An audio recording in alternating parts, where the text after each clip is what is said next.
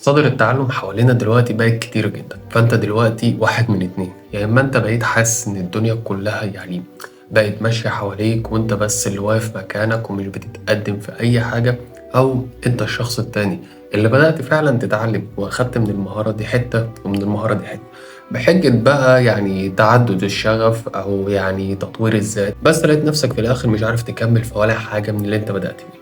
فالحل للموضوع ده هو إن أنت تروح تتفرج على الإنترو. تعالى أقول لك نعمل إيه.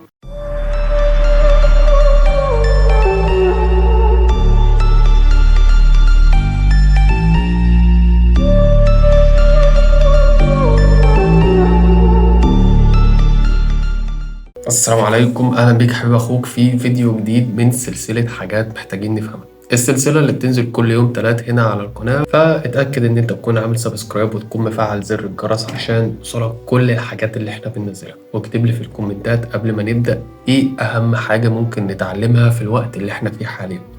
أنا أخوك إسلام ويلا بينا نبدأ.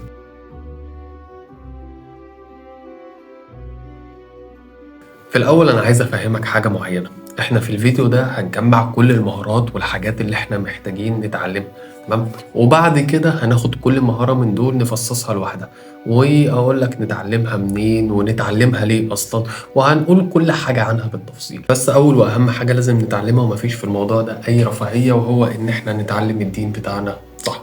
أنا هفترض إن معظم اللي بيتفرج عليا دلوقتي معدي ال17 أو ال18 سنة، فما ينفعش تكون وصلت للسن ده ومش عارف أساسيات دينك.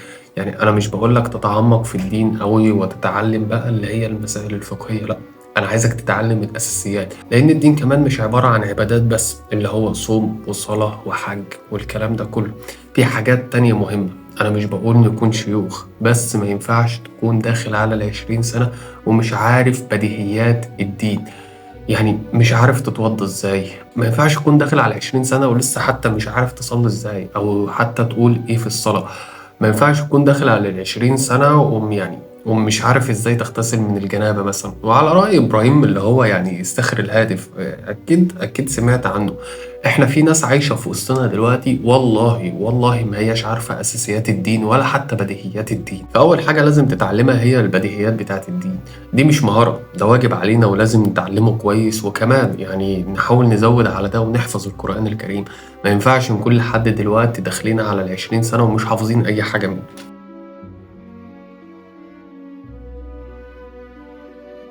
نيجي بقى للمهارات اللي المفروض نتعلمها، بس قبل ما نعرف ايه المهارات دي أنا محتاج إن أنت تفهم إحنا هنختار المهارات دي على أساس إيه. بمعنى إحنا هنجيب ورقة وقلم ونكتب الأربع عناوين دول ونبدأ نرتب فيهم المهارات على حسب كل عنوان. أول عنوان هيكون مهارة أنت بتحبها، تاني عنوان هيكون مهارة أنت شاطر فيها، تالت حاجة مهارة هتجيب لك فلوس كويسة أوي، رابع حاجة وهي مهارة مكملة معاك في المستقبل ومحدش يقدر يستغنى عنها. بعد ما تكتب الأربع عناوين دول هتركز معايا في المهارات اللي أنا هقولها لك دي، وتبدأ ترتب المهارات دي على حسب العناوين اللي قدامك. وبعد ما تخلص تشوف المهارة اللي موجودة في الأربع عناوين دول إيه، وتبدأ إن أنت تتعلمها دلوقتي. أنا حاسس إن أنت تهت ومش فاهم حاجة. بص، يعني خلينا نفترض مهارة زي الإنجليزي مثلا، هتبدأ تحطها أو هتبدأ تشوف تحط المهارة دي تحت أنهي عنوان من الأربعة. بالنسبة لي مثلا أنا الإنجليزي ده مهارة أنا بحبها وشاطر فيها، وحاليا بتجيب لي فلوس كويس، ومهما حصل فالعالم مش هيقدر يستغنى عن اللغة دي في المستقبل. فحاليا المهارة دي موجودة تحت الأربع عناوين اللي احنا قلناها. فالمهارة دي هي أهم مهارة أكون بتعلمها وأطورها في الوقت الحالي. فأنت هتعمل اللي أنا عملته ده مع كل المهارات اللي هنقولها، تمام؟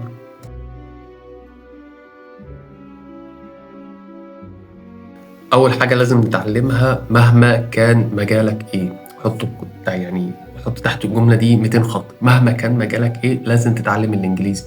الإنجليزي دلوقتي بقى أساس من أساسيات العمل في أي مكان مهما كان هو إيه.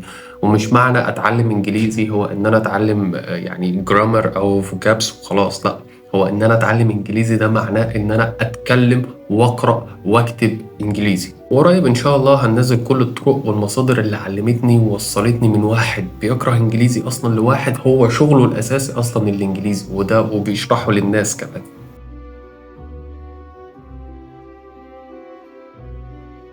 تاني مهارة لازم تتعلمها وهي إزاي تتعامل مع الكمبيوتر أو مع الإنترنت. حوار الجهل بالإنترنت أو الكمبيوتر أو إن أنت يعني ما تعرفش تشتغل إزاي على جهاز PC أو تشتغل على لابتوب، يعني ده بقى شيء مرفوض أصلا في وقتنا الحالي.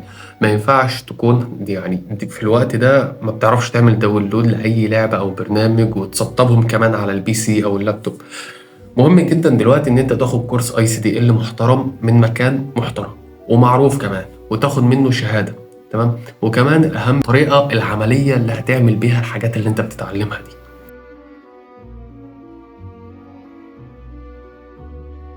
تالت مهارة وهي الإقناع. يعني مهم أوي إن أنت تاخد بالك من حوار الإقناع ده. الإقناع ده هو الشيء اللي هيوفر لك إن الناس تجيلك وتتعامل معاك أنت بدل ما تتعامل مع ناس تانية.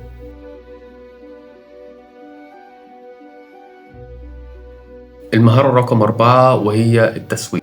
بص، التسويق هيفيدك ان انت تبيع وتسوق المهارات بتاعتك ايا كانت المهارات بتاعتك دي، وكمان انت ممكن تستخدم التسويق ده كمهارة لوحدها ممكن تجيب لك فلوس، ده لو انت مثلا استغلته في ان انت تعمل يعني تسوق لناس تانية. فمهم المهارة دي ان انت تحطها من ضمن اولوياتك.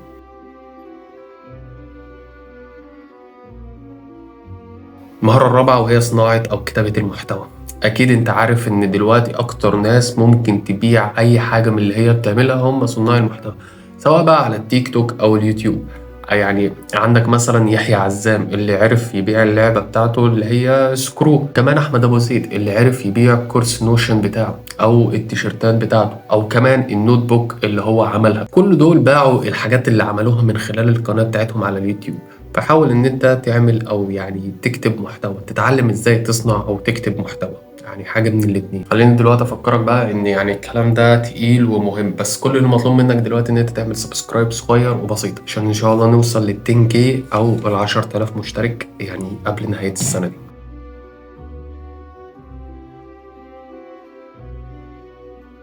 المهارة رقم 6 وهي الهاكينج الأخلاقي. ركز معايا في الكلمتين دول. كلنا دلوقتي بنسمع عن صناع محتوى كتير أو انفلونسرز كتير بيتسرق منهم الصفحات بتاعتهم. أول ما الصفحات دي أو القنوات بتاعتهم تبدأ تكبر ويكون فيها عدد ناس كبير، ويعني عندنا مثلا أمثلة كتير على كده زي نادر أحمد لما قناته اتسرقت، وعندك برضو مكاوي، وعندك مروان سير، وعندك كمان لويندي. فيعني الهاكينج اتعلمه عشان تكون عارف ازاي الشخص ممكن يسرق قناتك لو انت بقى عندك قناة او بدأت فيها فعلا، وبالتالي تحميها من ان ده يحصل. وهتستخدمه في حاجات تانية كتير بس تكون حاجات كويسة وحلال.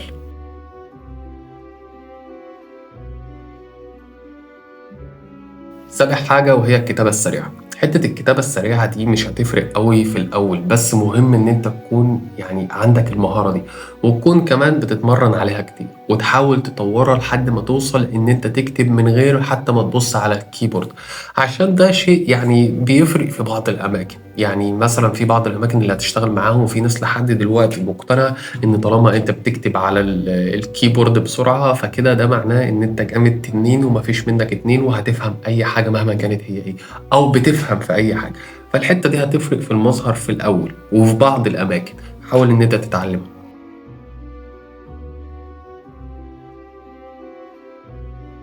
المهارة رقم 8 وهي البرمجة. بص، أنا مش محتاج أقولك إن العالم دلوقتي كله بقى معتمد بشكل كبير على ال AI، ومعظم الحاجات اللي موجودة حوالينا دلوقتي بقت بتعتمد على الذكاء الاصطناعي والأدوات بتاعة الذكاء الاصطناعي نفسه. ومهارة البرمجة دي هي الشيء اللي بيصمم وبيعمل كل الحاجات اللي شغالة بالذكاء الاصطناعي ده. ده غير طبعا يعني إن شغل البرمجة ده هيفيدك في أماكن كتير، وممكن يعني لو بقيت متمكن فيه شوية تبدأ تعلمه للناس، وده هيبقى مصدر دخل تاني ليك كويس وكويس أوي أوي أوي.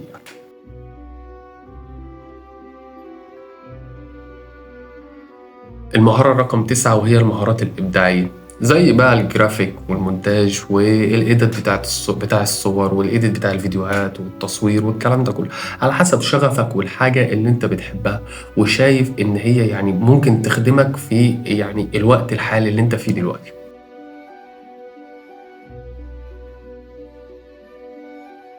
المهارة رقم 10 وهي إزاي تعمل CV قوي.